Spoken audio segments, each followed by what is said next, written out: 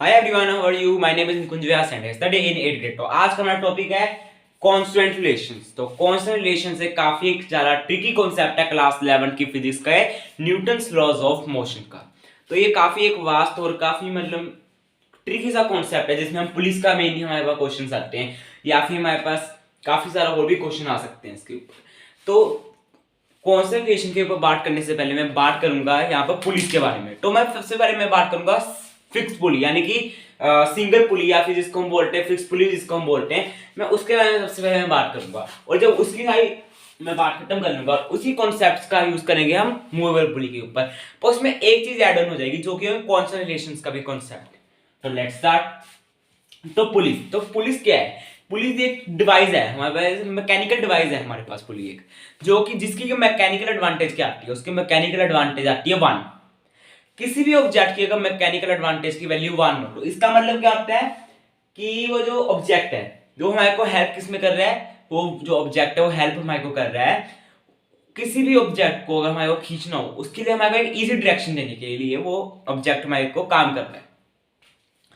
तो ये था जो मैंने पुलिस का डेफिनेशन दिया, सारा कुछ बता दिया। तो पुलिस दो टाइप की होती है। First one is fix police, जिसके बारे में हम सबसे पहले बात करेंगे, जो कि बेसिक टाइप है पुलिस की। और second one is movable police, जिसको कि हम कांस्टेंट रिलेशन के कॉन्सेप्ट जानने के बाद हम उसको अप्लाई करेंगे। तो सबसे पहले हम बात करेंगे फिक्स पुली। तो कोई भी पुली हो, चाहे वो मूवेबल हो या फिर फिक्स पुली हो, उसके का हम अजम्पशन मानेंगे। और वो अजम्पशंस क्या होंगी? तो जो पुली होगी वो मासलेस होगी। तो पुली का मैं आपको डायग्राम भी बना देता हूँ।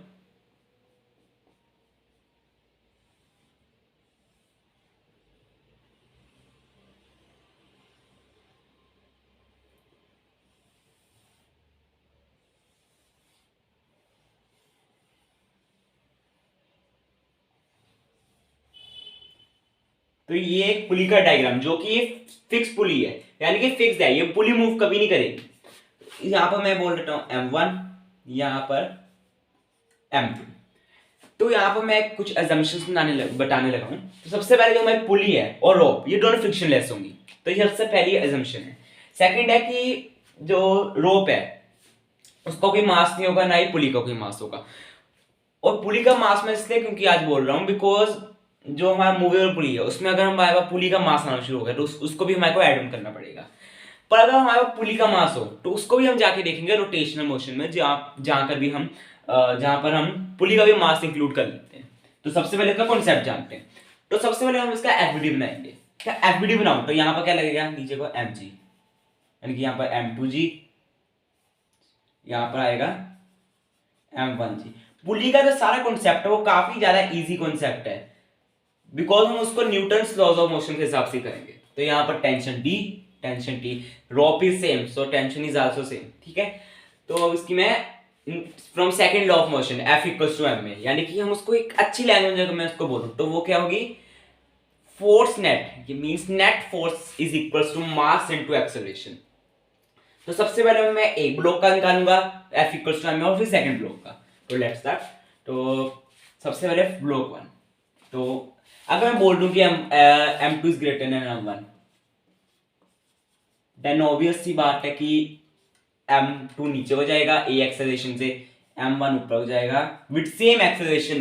बिकॉज हम स्ट्रिंग का ना कि हम कोई भी स्ट्रिंग हम स्ट्रेचेबल नहीं ले रहे, जिसको भी हम जाके आगे जाके हम देखेंगे, जो हमारे पास आता है chapter mechanical properties of solids. ठीक है। पर उसमें भी हम ये वाले क्वेश्चंस नहीं करेंगे।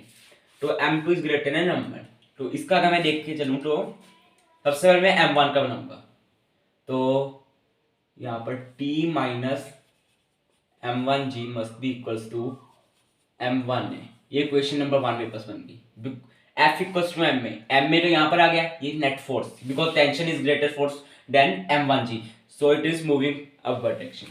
तो यहाँ पर आ गया M2G minus T equals to M2।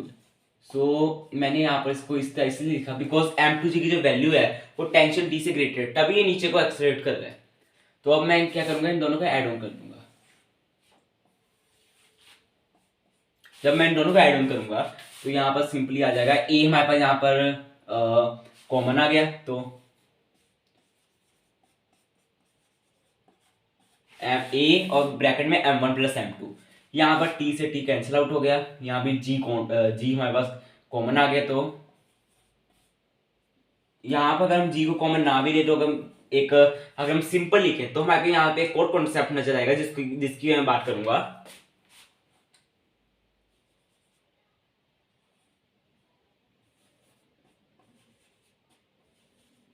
तो ये आई हमारे पास वैल्यू। तो ये वैल्यू क्यों आई हमारे पास, इसको भी अगर हम गौर से देखें तो हमारे पास ये पता चलता है, ये जो पूरी वैल्यू आ रही है m2g माइनस m1g, ये जो पूरी वैल्यू है ये असल में वैल्यू किस चीज की है, ये है नेट फोर्स। बिकॉज m2g जो फोर्स है वो m1g फोर्स से ग्रेटर है। और ये क्या है, ma total mass acceleration net force. तो एक्सेलरेशन की हम सिंपली यहां से वैल्यू निकाल देंगे, m2g minus m1g bye m1 plus m2। तो कई लोग बोलते हैं इसमें कोई शॉर्ट ट्रिक, तो इसमें एक ही बस शॉर्ट ट्रिक है कि हमारे को कॉन्सेप्ट याद रखना है F इक्वल्स टू ma का, net force by mass total mass equals to acceleration. यहाँ एक्सेलरेशन की वैल्यू मैं किसी भी यहाँ इक्वेशन में डालूंगा तो टेंशन की भी मेरे को वैल्यू मिल जाएगी। तो ये था सिंगल फिक्स्ड पुली का एक छोटा सा कॉन्सेप्ट, ठीक है। तो ये वाला जो कॉन्सेप्ट है इसको ही हम यूज करेंगे मूवेबल पुली के लिए भी। तो अब हम बात करेंगे कांस्टेंट रिलेशंस के बारे में। तो कांस्टेंट रिलेशन, तो सबसे पहले इसके हम स्पेलिंग लिखते हैं, कांस्टेंट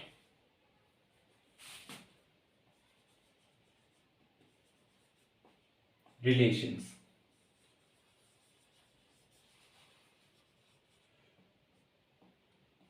तो यहां पर कांस्टेंट का मतलब क्या है, यहाँ कांस्टेंट का मतलब है मजबूरी, कांस्टेंट इसका मतलब है मजबूरी, यानी कि एक अगर मूव करेगा दूसरे को भी करना पड़ेगा।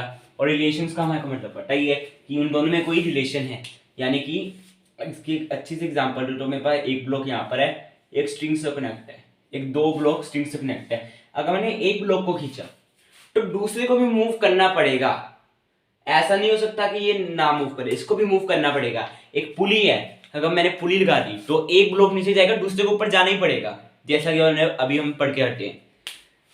तो इसे बोलते हैं कांस्टेंट रिलेशन, ठीक है। तो इसके हम थोड़े कॉन्सेप्ट के बारे में भी हम जानते हैं, ठीक है। अभी हम उसके कॉन्सेप्ट के बारे में भी हम जानेंगे अभी, ठीक है। तो इसका अगर मैं सबसे पहले एक एग्जांपल लेते हैं जिसको भी हम सोल्व करेंगे, या फिर सीधा हम कॉन्सेप्ट के बारे में, सबसे कॉन्सेप्ट के बारे में हम देखते हैं। तो अगर हमारे को थोड़ा सा भी वर्क डन पढ़ा है, जो कि हम क्लास 9 में ही हम पढ़ते हैं, या क्लास 11 में भी हमारे पास वर्क एनर्जी पावर चैप्टर है, तो हमारे को इतना पता होगा कि जो पावर है उसका एक क्या फॉर्मूला होता है, work done by time, work done by time. और वर्क डन की वैल्यू कितनी आ जाएगी, है फोर्स बाय डिस्प्लेसमेंट, और जो डिस्प्लेसमेंट अपॉन टाइम है वो क्या बन गया, वेलोसिटी। तो जो पावर है उसका एक और फॉर्मूला होता है, फोर्स इंटू वेलोसिटी। ये पावर का एक फॉर्मूला है, force into velocity which is equals to power. तो जो वर्क डन अगर किसी ऑब्जेक्ट का जीरो हो गया, अगर वर्क डन किसी ऑब्जेक्ट का जीरो हो गया, तो इसका मतलब सीधा सीधा ये है कि उसकी पावर भी आराम से जीरो हो जाएगी, डायरेक्टली उसकी पावर भी हमारे पास जीरो आ जाएगी, ठीक है। तो ये एक नॉर्मल सा कॉन्सेप्ट है कि उसकी पावर ऑब्वियसली जीरो आ जाएगी अगर इसका वर्क डन अगर जीरो है। और जो किसी भी इंटरनल फोर्स है जैसे कि टेंशन, नॉर्मल रिएक्शन, ठीक है, इनकी जो वर्क डन आएगा वो ऑब्वियसली जीरो आएगा, बिकॉज हमने किसी भी टेंशन की वजह से तो हमने वर्क होते देखा नहीं है, हमने कभी भी किसी नॉर्मल रिएक्शन की वजह से वर्क होते देखा नहीं है। अगर मैंने ये पेन को यहाँ रख दिया या मार्कर को, तो ये मूव ऐसे नहीं करेगा जब तक इसको एक्सटर्नल फोर्स नहीं लगेगा, तो इसका मतलब वर्क डन नहीं हो सकता इंटरनल फोर्सेस से। तो work done by internal forces is zero, so the power delivered by internal forces is also zero. तो अब हमारे को कांस्टेंट रिलेशन में एक सीधा सीधा कॉन्सेप्ट हमारे को ये लगाना है कि हमारे को क्या करना पड़ेगा, हमारे को सीधा पावर जीरो करके जीरो इक्वल्स टू एफ कर देना है, बाकी सारा कुछ खुद हो जाएगा। और यहाँ पर एफ कौन सा, टोटल एफ एक ऑब्जेक्ट का एफ नहीं। तो हम सीधा उसको भी उससे भी हम देखेंगे एग्जांपल की तरह। तो अभी अगर मैं बात करूं एक एग्जांपल की, मैं बात करूं जो कि एक मूवेबल पुली की होगी, जो कि हमारी पहली एग्जांपल है मूवेबल पुली की, तो हमारे को पता भी चल जाएगा मूवेबल पुली दिखती कैसी है। तो मूवेबल पुली,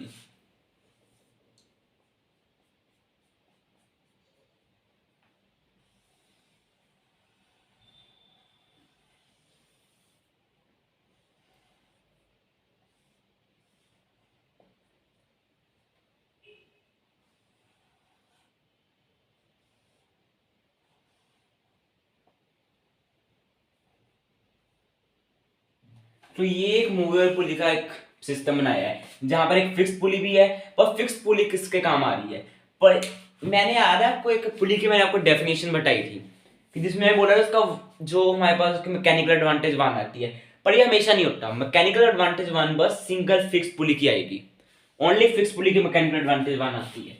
कभी भी ये मूवेबल पुली की मैकेनिकल एडवांटेज वन नहीं आती। वाई? बिकॉज ये हमारे को फोर्स हमारे को रिड्यूस करता है, जो कि हम सभी को पता भी है। तो मैंने यहाँ पर एक, मैं अब यहाँ पर सबसे पहले स्ट्रिंग में यहाँ पर हैंग काउंट करूंगा।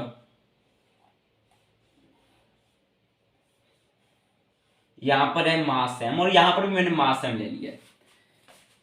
और ये इतने तो हमारे को ही पता है कि अब नीचे को जाएगा अगर ये मूवेबल पुली है ए एक्सेलरेशन से और ये भी ए एक्सेलरेशन से, तो यहाँ पर आ जाएगा टी, यहाँ पर भी टेंशन टी, यहाँ पर भी टेंशन टी, यहाँ पर टेंशन टी और यहाँ पर टेंशन टी और टी यानी कि 2t। तो यहाँ पर क्या आ जाएगा 2 टाइम्स ऑफ टेंशन। तो ये हमारे पास आ गई वैल्यू। तो अब हम इसको कांस्टेंट रिलेशन से सॉल्व करेंगे। तो मैंने आपको बोला था जो जीरो कर दो हमारे को, zero equals to force into velocity, इसको करना है, पर ये टोटल होना चाहिए, पूरे सिस्टम का होना चाहिए। तो अभी देखते हैं, सबसे मैं इसका कर देता हूँ, इसका कर देते हैं फिर। तो सबसे पहले देखते हैं एक्सेलरेशन इसकी इस डायरेक्शन में हो रही है। अगर मैं इसको वेलोसिटी मान लूं कुछ देर के लिए, इस एक्सेलरेशन को मैं इरेज करके इसको कुछ टाइम के लिए मैं वेलोसिटी मान लेता हूँ। Suppose this is an velocity v, और यहाँ पर भी v है। अब क्या होगा, अब मैं इसकी वेलोसिटी यहाँ पर है, टेंशन अपवर्ड डायरेक्शन में है, तो ये इसका क्या होगा हमारे पास, और इसको v1 बोल देते हैं, इसको v2 बोल देते हैं, ठीक है। v1 नीचे को है, टेंशन ऊपर को है, तो ये क्या हो जाएगा जीरो इक्वल्स टू, दोनों के बीच का एंगल 180 डिग्री, तो ये हो जाएगा यहाँ पर cos थीटा भी आएगा, तो यहाँ पर आ जाएगा zero equals to T V one cos 180 degree, इसकी वैल्यू -1 आती है, हम सभी को पता है। और यहाँ पर जो वेलोसिटी और 2t के बीच में जो एंगल है वो कितना आ रहा है, वो सिंपली आ रहा है जीरो। तो यहाँ पर प्लस टी वी टू, सो यहाँ पर 2t आएगा, 2t v2 cos जीरो। तो यहाँ पर 1 आ गया -1, मैं यहाँ पर -1 वाले को इधर ले जाऊंगा, तो यहाँ पर t से t कैंसिल हो जाएगा, ठीक है। तो t से t हमारे यहाँ पर कैंसिल हो गया, तो ये क्या बना v1 इक्वल्स टू 2v2, दोनों साइड हम t से डिवाइड कर देंगे तो क्या बन जाएगा a1 इक्वल्स टू 2a2। और अगर हम इसको चेक करें हमारी डे टू डे लाइफ से, तो मैं इसको यहाँ पर एक्सेलरेशन से बदल दूंगा a1 a2, तो a1 की वैल्यू जो है वो 2 टाइम्स ऑफ a2 हो गई। और ये एक्सपेरिमेंटली बिल्कुल सच है। मूवेबल पुली की अगर हमें एक मूवेबल पुली लगी, वैसे तो हम जितनी मर्जी लगा सकते हैं, उसकी वैल्यू बिल्कुल करेक्ट आएगी कि हमारे पास यहाँ पर वैल्यू जो होगी वो इस तरह आएगी, a1 की वैल्यू 2 टाइम्स ऑफ a2 हो जाएगी। तो ये है इसका कॉन्सेप्ट, हम ऐसे जितनी मर्जी पुलिस हम ऐसे लगा सकते हैं। वैसे तो इसके ऊपर काफी क्वेश्चंस है, जैसे हम यहाँ मैं एक से ज्यादा पुलिस में यहाँ कनेक्ट कर सकता हूँ, तो अगर उसको भी अगर हम करके देखें तो एक और हम एग्जांपल देखते हैं जिसमें मैं एक से ज्यादा पुलिस को कनेक्ट करूंगा। और हाँ, अगर हमें उनकी एक डिटेल्ड वैल्यू निकालनी है उसका भी मैं देखता हूँ अगले एग्जांपल में, जिसमें मैं एक अच्छी एग्जांपल देखेंगे जिसमें हम ज्यादा पुलिस का हम यूज करेंगे।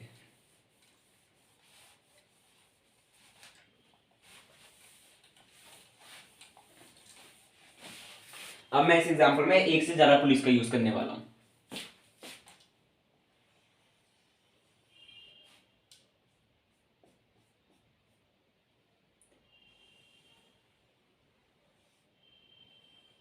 ये मैंने एक बनाई है मूवेबल पुली,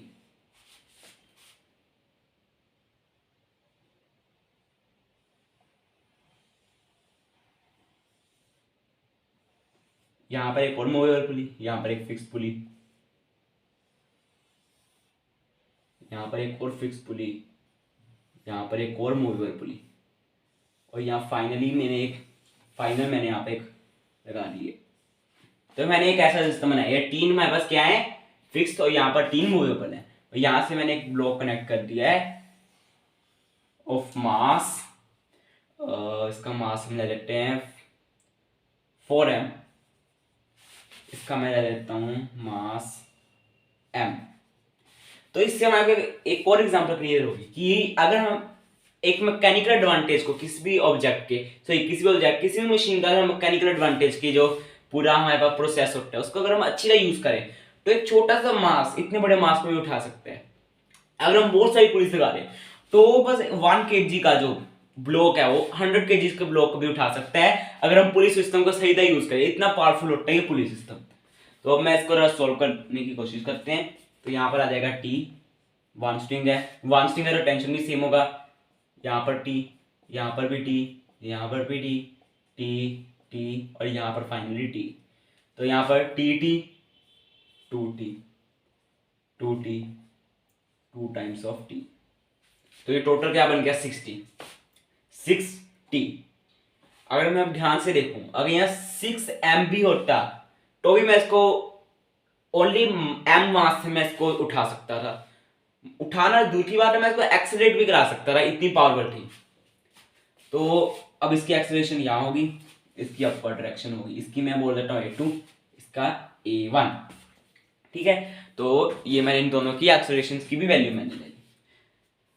तो अब मैं इसका सारा मैं पावर वगैरह का काम कर लेता हूँ, जो कि मैं यहाँ करने लगा हूँ। इस सारी यहाँ पर मैं करूंगा इसका पावर का, बिकॉज वहां पर मैं इसकी परफेक्ट वैल्यूज में उसकी निकालूंगा,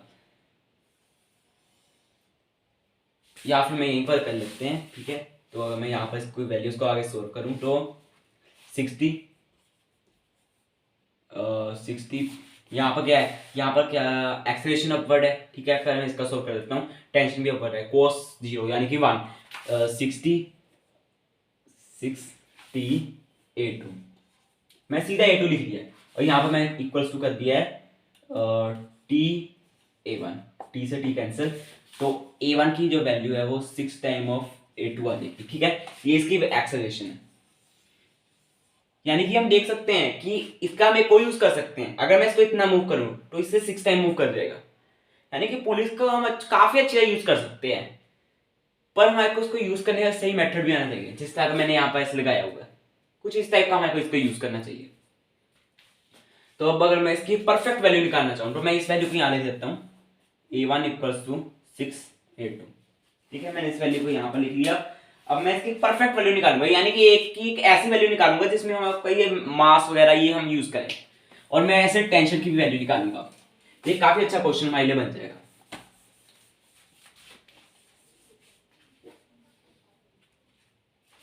ठीक है, तो ये मेरे पास एक वैल्यू आ गई।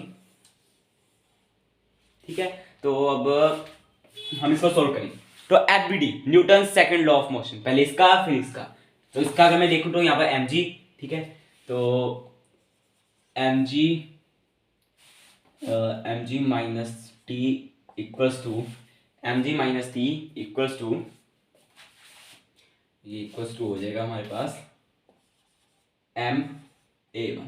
तो मैं a1 की वैल्यू है 6 a2 लिख लेता हूं। तो 6 a2 मैंने इसकी वैल्यू को ये लिख दिया। तो एक अब अगर मैं देखूं तो मेरे पास एक और इक्वेशन बनेगी जो कि होगी 6t minus 4mg which is equals to, इसकी एक्सेलरेशन मेरे पास क्या होगी, सिंपल ma2। तो यहाँ पर टेंशन से टेंशन तो कैंसिल होगा नहीं, अगर हमारे को एक ही वैल्यू निकालनी है तो मैं यहाँ पर 6 से मल्टीप्लाई कर देना फ्रॉम बोथ साइड। अगर हम बोथ साइड करेंगे तो उसमें कोई भी हमारे पास मैथमेटिकली कोई भी एरर नहीं आएगा। 6 से मल्टीप्लाई करूंगा तो सारा कुछ मल्टीप्लाई करने के बाद हमारे पास क्या वैल्यू आएगी जो मैं सीधा यहाँ पर लिखने लगा हूँ। तो अगर मैं सीधा उस वैल्यू को लिखूँ तो यहाँ पर आ जाएगा 6mg 60, यहाँ पर 6 इंटू 6 यानी कि 36। यहाँ पर प्लस करूंगा मैं इनको तो ये कट जाएंगे। यहाँ पर 6mg माइनस 4mg तो 2mg इक्वल्स टू यहाँ पर 36 MA2 माइनस MA2, 35 MA2। तो इस वैल्यू को मैं यहाँ ले जाऊंगा, तो एक्सेलरेशन हमने A2 की निकालनी है ना, तो A2 की मेरे को एक्सेलरेशन निकालनी है, तो इसको मैं इस साइड ले जाऊंगा, तो इसको मैं इधर ले गया, M से M कैंसिल, 2G/35 ये वैल्यू आएगी A2 की। यानी कि G की वैल्यू को अगर मैं 10 ले लूँ, G की वैल्यू को अगर मैं 10 ले लूँ, तो यहाँ पर अगर मैं एक और चीज देखूँ तो एक्सेलरेशन के मास से फर्क नहीं पड़ रहा। एक्सेलरेशन को इस टाइम यहाँ मास से कोई फर्क ही नहीं पड़ रहा, उसको बस फर्क पड़ रहा है कुछ वैल्यूज से, टेंशन वगैरह से। यानी कि अगर हम पुलिस का सही था यूज करें, मास का भी मेरे को कोई फर्क नहीं पड़ेगा। यहाँ अगर मैं इसकी वैल्यू 10 डाल दूँ तो बन जाएगा 20/35 मीटर्स पर सेकंड स्क्वायर। और अगर मेरे को A1 की वैल्यू निकालनी है तो वो तो काफी ज्यादा हो जाएगी, बिकॉज यहाँ पर 6 से मैं मल्टीप्लाई कर दूंगा इस वैल्यू को। तो हम देख सकते हैं हम पुलिस का काफी अच्छी तरह यूज कर सकते हैं इन रियल लाइफ आल्सो। यहाँ पर हमारे को ये कॉन्सेप्ट जानने में काफी ज्यादा एक मीन्स हमारे को काफी ज्यादा एंटरटेनमेंट भी हमारे को होता है। वाई? बिकॉज हम इसको रियल लाइफ से हम कनेक्ट कर सकते हैं, बल्कि हम मतलब पूरी तरह हम इसको कनेक्ट नहीं कर सकते, बिकॉज हमारे यहाँ पर पुलिस जो है फ्रिक्शनलेस नहीं है ना, हमारे पास यहाँ मासलेस पुलिस है या फिर फ्रिक्शनलेस है। पर फिर भी चाहे इसमें थोड़ा सा डिफरेंस है, अगर मैं फ्रिक्शन की वैल्यूज को भी अगर मैं यहाँ पर डाल दूँ तो भी मतलब हमारे को एडवांटेज तो मिलेगा, काफी ज्यादा मिलेगा। और आज भी एडवांटेज काफी ज्यादा एरियाज में यूज होता है जहां पर कुछ हैवी लोड को उठाना होता है। तो ये था मेरा आज का वीडियो जिसमें मैंने कांस्टेंट रिलेशंस की बात की और उससे पहले पुलिस के कॉन्सेप्ट को भी समझाया है। So thank you for watching this video, bye.